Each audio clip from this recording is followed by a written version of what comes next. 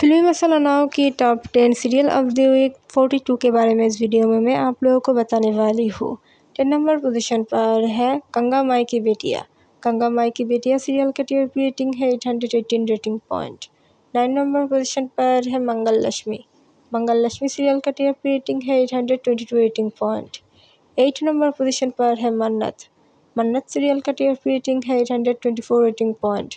7 number position पर है big boss. Big boss का टीआरपी रेटिंग है 829 रेटिंग पॉइंट। 6 नंबर पोजीशन पर है तुमसे तुम तक। तुमसे तुम तक सीरियल का टीआरपी रेटिंग है 832 रेटिंग पॉइंट। 5 नंबर पोजीशन पर है तारक मेहता का उल्टा चश्मा। तारक मेहता का उल्टा चश्मा का टीआरपी रेटिंग है 834 रेटिंग पॉइंट। 4 नंबर पोजीशन पर है उड़ने की आशा। उड़ने की आशा का टीआरपी रेटिंग है 837 rating point. 3rd number position पर है रिश्ता क्या कहलाता है। ये रिश्ता क्या कहलाता है का टीआरपी रेटिंग है 841 रेटिंग पॉइंट।